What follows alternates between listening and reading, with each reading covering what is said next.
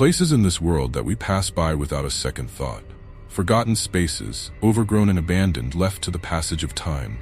Places that once held joy, laughter, and innocence, but now sit in silence, waiting for someone foolish enough to step inside. One of those places exists just beyond the edge of a small, unassuming town, a playground. To the untrained eye, it's nothing more than rusted swings, cracked asphalt, and a slide that has long since been overtaken by nature. But for those who know its story, for those who've dared to stand in its shadow, it's much more than that. They say the laughter of children once echoed here, loud and carefree, drowning out the mundane hum of the town nearby.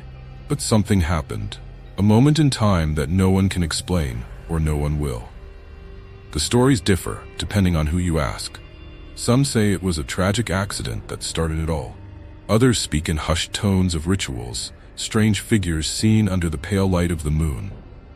But what no one disputes is this: no one plays there anymore.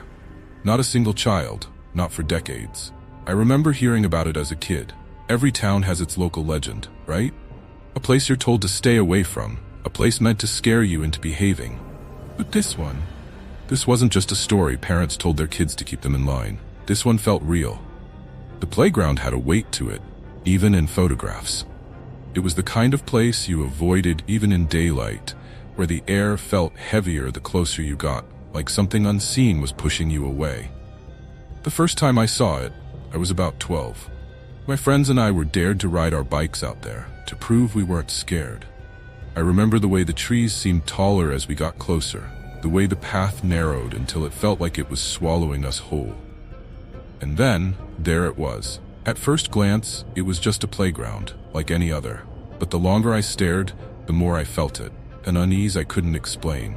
The swings were still, the slide was cracked and empty, but it felt like we weren't alone.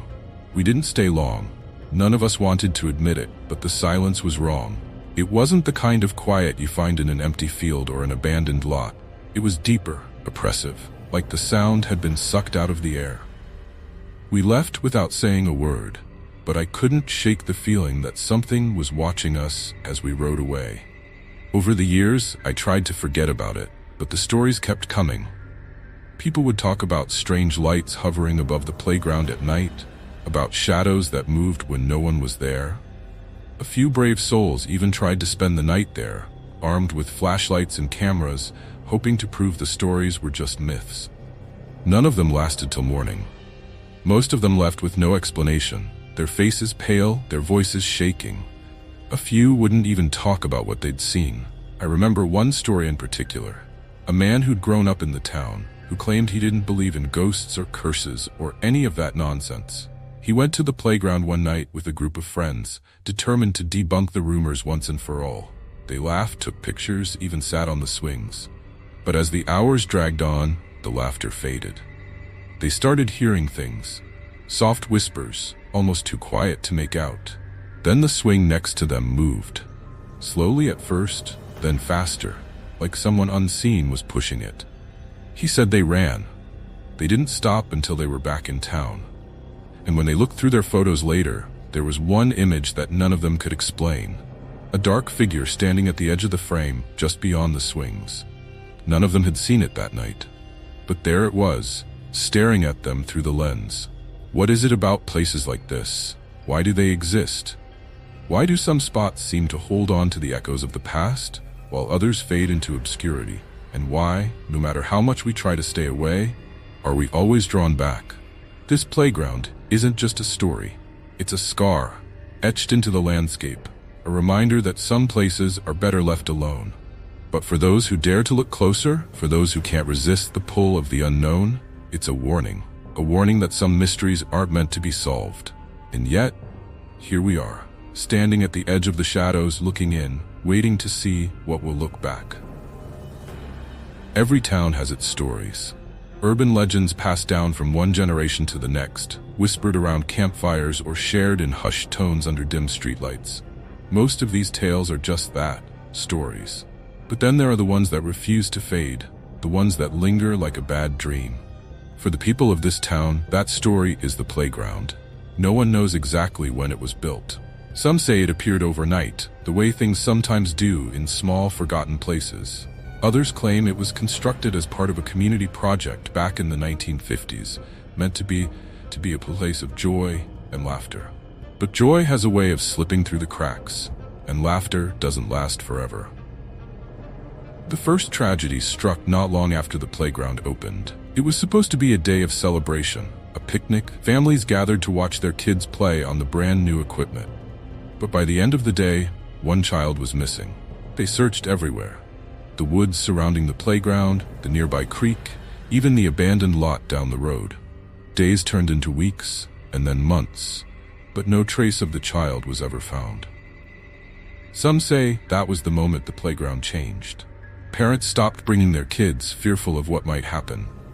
The swing started to rust, the slide collected leaves and debris, and the laughter that once filled the air was replaced by an uneasy silence. But the disappearances didn't stop. Over the years, more children went missing, always near the playground, always under strange circumstances. A boy chasing his ball into the woods, a girl who wandered off during a game of hide-and-seek. No bodies, no clues, just empty spaces where they had once been. It wasn't long before the whispers began. Some blamed the land itself, claiming it was cursed long before the playground was ever built. Old-timers talked about strange rituals that took place in the woods, about fires that burned too brightly and chants that echoed through the night. Others pointed to the strange carvings that began to appear on the playground equipment, symbols no one could identify, etched deep into the rusted metal and splintered wood. And then there was the laughter. It started quietly, just a faint sound on the wind, like the echo of a distant memory. But over time, it grew louder, more distinct. People would hear it at night, drifting through their open windows, the unmistakable sound of children playing. But when they looked outside, the playground was empty. One woman claimed she saw them, the children. She had been walking her dog past the playground late one evening when she heard the laughter. At first, she thought it was just neighborhood kids sneaking out to play. But then she saw them. Small figures silhouetted against the faint glow of the moon, running and jumping and swinging as though the playground was alive again. She called out to them, but they didn't respond. When she got closer, they were gone, leaving only the sound of the swings creaking in the breeze. Stories like hers became more common, each one more unsettling than the last. A man walking his dog saw a single swing moving back and forth, though the air was perfectly still. A group of teenagers dared each other to spend the night at the playground, only to flee after hearing whispers coming from the slide. One boy even claimed he saw something peering out at him from inside the old crawl tube. A face, pale and distorted, with eyes that seemed to follow him as he ran. The playground became a place to avoid, a spot on the map people pretended didn't exist. But for some, the draw was too strong.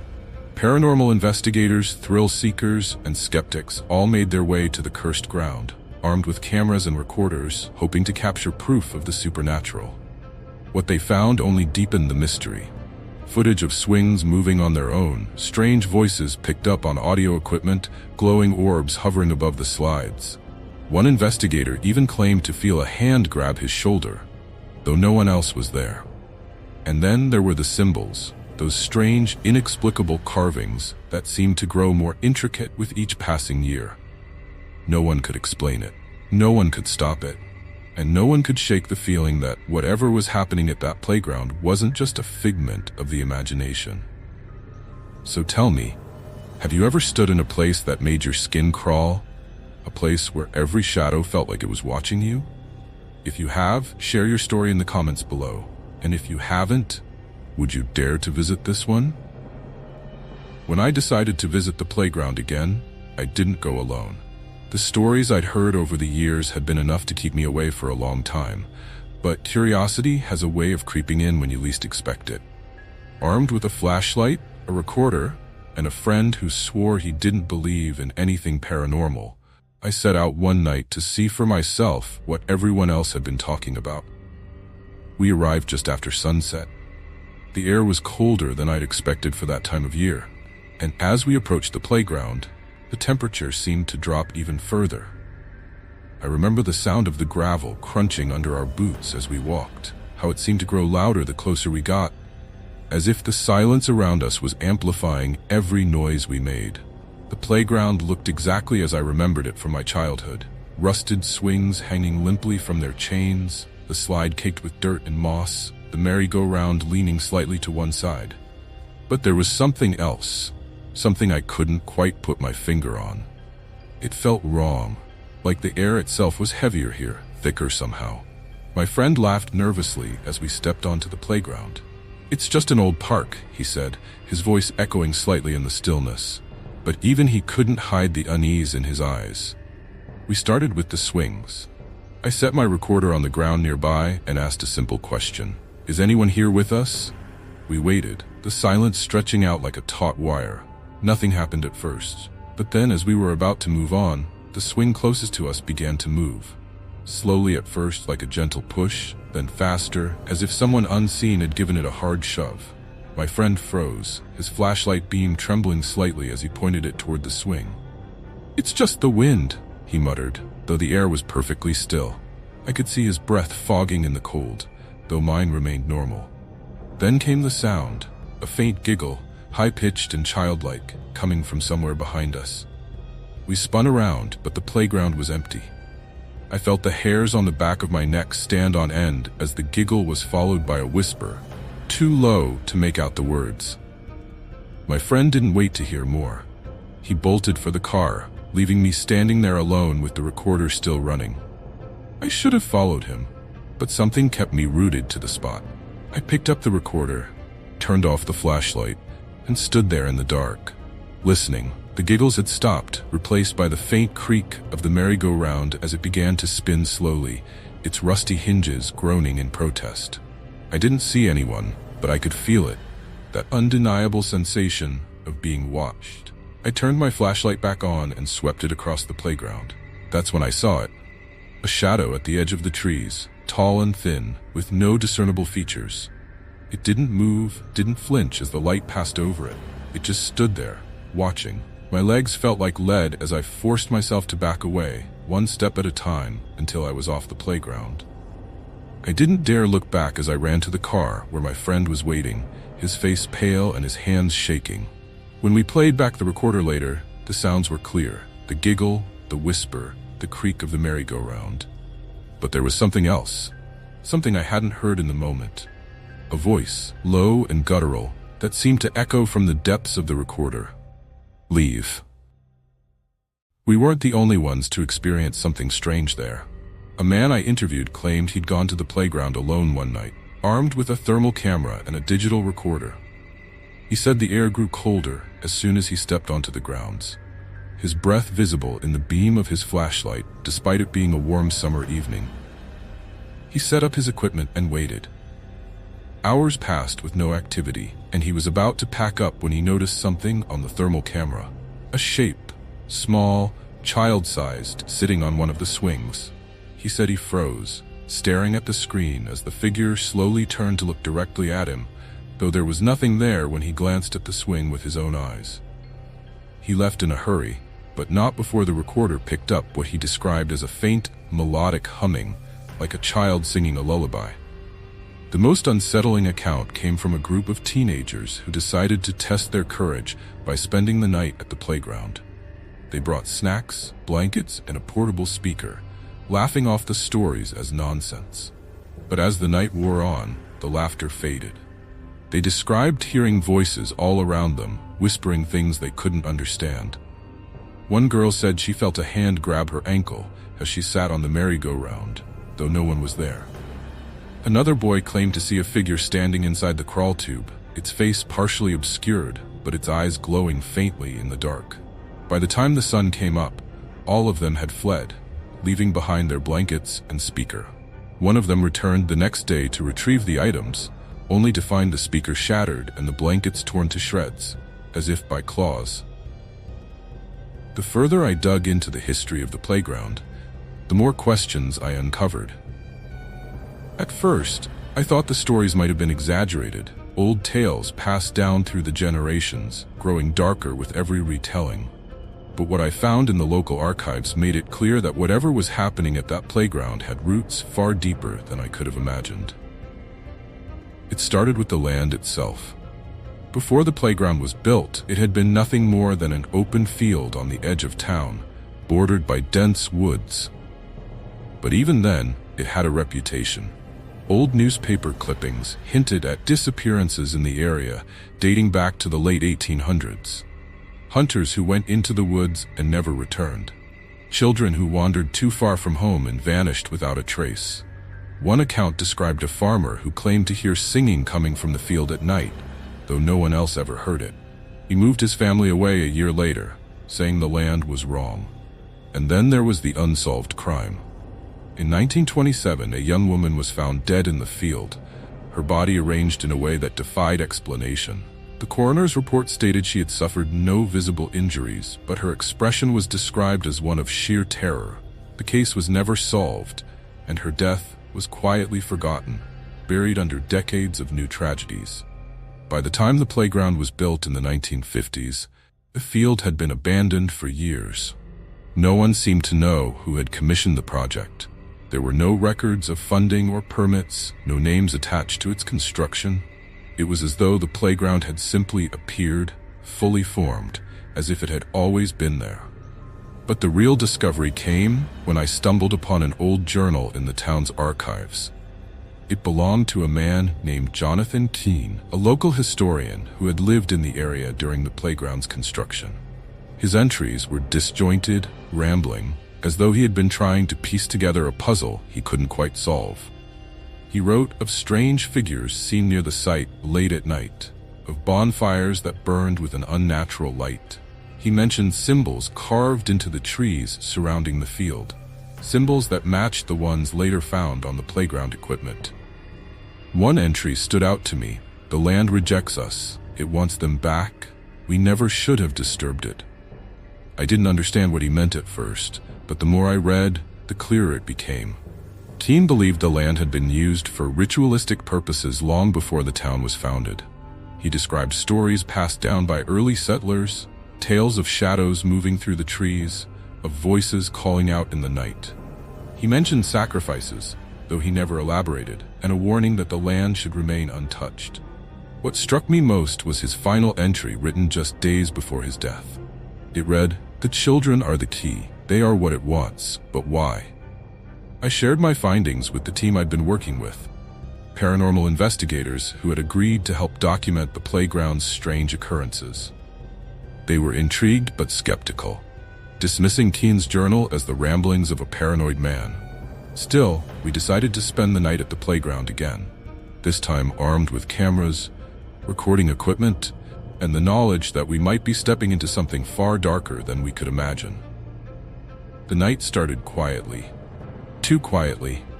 There were no animal sounds, no rustling leaves, just an eerie stillness that seemed to press down on us. We set up our equipment and waited, the hours crawling by with agonizing slowness. Around midnight, the temperature dropped suddenly, so sharply that our breath fogged in the air. One of the team members, a woman named Clara, pointed to the thermal camera. "There's something there," she whispered. I leaned in to look. On the screen, we could see a faint shape moving near the swings. A figure, humanoid but distorted, its edges flickering like static on an old television. It moved slowly at first, then stopped, as though it had noticed us watching. Before we could react, the swing closest to the figure began to move, creaking loudly in the silence. The rest of the equipment began to malfunction. Cameras shutting off, recorders picking up nothing but static. Clara tried to speak, but her voice caught in her throat, her eyes wide with fear. Then we saw it. Not on the thermal camera, but with our own eyes. A figure standing near the merry-go-round, tall and thin, its features obscured by shadow. It didn't move, didn't make a sound, but I felt its gaze as though it were burning into my skin. One of the team members shouted, snapping us out of our paralysis. We scrambled to pack up the equipment, desperate to leave, but something stopped me. On the ground near the merry-go-round, etched into the dirt, was a word: stay. I froze, staring at the letters, my mind racing. It wasn't just the word itself, it was how it looked. The letters were jagged, uneven, as though carved with trembling hands. But they weren't human hands. The marks were too deep, too sharp, as if something far more primal had left them. The others were already heading back to the car, their panic palpable. I forced myself to follow, though every step felt like I was moving through quicksand. When we reached the car, Clara turned to me, her face pale. "Did you see it?" she asked. "The thing in the crawl tube?" I hadn't, but the look in her eyes told me she wasn't imagining it. We left that night, but the experience stayed with us. None of us could shake the feeling that we had been watched, followed, marked in some way. And when we reviewed the footage later, we found something none of us could explain. A single frame, captured just before the camera shut off, of a face staring back at us. Its eyes were empty, its mouth twisted into a grotesque smile. If you were in our shoes, would you have stayed to uncover the truth? Or would you have left the moment things turned strange? Let us know in the comments below. I didn't think I'd ever go back after what happened that night. But the more I tried to leave it behind, the more the pieces refused to fit together. Every detail, every strange encounter pointed to something far beyond the realm of the normal. It wasn't just ghosts or restless spirits. It was something deeper. I started asking more questions, speaking to people who had lived in the town their entire lives. The same story kept coming up, whispered like a forbidden secret. The land where the playground stands was never meant to be touched. A woman in her 80s told me she'd grown up hearing warnings from her grandparents about the hollow ground. No one played there, even before the playground was built. She remembered adults speaking in hushed tones about figures seen at the edge of the woods, about strange lights that flickered in the night. The local archives confirmed something unsettling. Decades before the town was founded, the land was known among early settlers as a place of disappearances. Livestock would vanish overnight. Entire families would pack up and leave without explanation, abandoning their homes. But no one wanted to talk about why. There was one entry in a logbook kept by an early settler, a man named Caleb Dunn. His words stuck with me. "The ground whispers at night. I hear it in my dreams, voices calling, promises of things I dare not seek. We have stayed too long." The journal ended abruptly. Caleb and his family disappeared days later. As I dug further, I uncovered something even more disturbing. The symbols on the playground equipment weren't random graffiti or scratches from vandals. A historian I contacted believed they were protective seals, designed to keep something contained. They matched ancient markings used in rituals meant to bind forces to a specific place. Over time, the seals had eroded, leaving the barrier weaker with each passing year. What terrified me most was learning that every disappearance near the playground seemed to align with certain dates, times when the barrier between our world and whatever lies beyond was thought to weaken. Solstices, equinoxes, lunar cycles. I couldn't ignore the patterns anymore, and neither could the team. We decided to investigate one last time, equipped with the knowledge I'd uncovered. This time, we weren't just looking for answers, we were trying to understand what was keeping this place alive. We arrived just before midnight, the air heavy with the anticipation of a storm. The equipment picked up strange energy fluctuations as soon as we stepped onto the playground. The swings, still and silent moments earlier, began to move, their rusty chains creaking in the still air. And then it happened. The ground beneath us began to vibrate, not violently but steadily, like the beat of a heart deep within the earth. A faint glow emanated from the crawl tube, casting flickering shadows across the equipment. One of the team members moved closer, drawn to the light, and that's when we saw it. It wasn't a person. It wasn't even human. The figure stood just outside the glow, its form shifting and indistinct, as though it existed somewhere between here and somewhere else. Its presence was overwhelming, the air around it thick and suffocating. And then it turned toward us, though it had no face to speak of. A voice, deep and resonant, echoed in our minds, not through sound but as a thought we couldn't escape. "The gate is opening." In the chaos that followed, the glow vanished, and the figure with it, but the markings left behind were unmistakable. A circle had been burned into the ground, with symbols carved into its edge, symbols I recognized from the historian's research. We left that night, shaken but alive. Since then, I've heard whispers that the activity near the playground has only grown stronger. People claim to see shadows moving at the edge of the woods, to hear voices calling their names. But it's more than that. The disappearances have started again. A boy walking home from school. A woman taking her dog for a walk. The playground isn't just haunted. It's a threshold, a boundary between worlds. And whatever lies beyond it is waiting. You've heard the stories, you've walked with us through the shadows, felt the weight of the unanswered questions, and seen the evidence that refuses to be dismissed.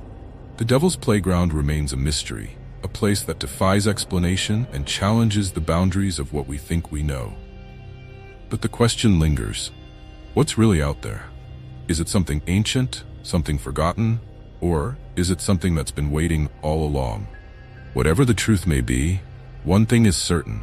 It's a story that doesn't end here. Drop a comment below and share your thoughts, your experiences, or even your own local legends. And if you found yourself captivated by this journey into the unknown, don't let it end here. Hit subscribe and turn on notifications so you'll never miss another chilling tale. We explore the unexplainable every day, bringing you stories that blur the line between reality and nightmare. Do you know someone who would dare to watch this? Share this video with them, if they're brave enough to uncover what hides in the shadows.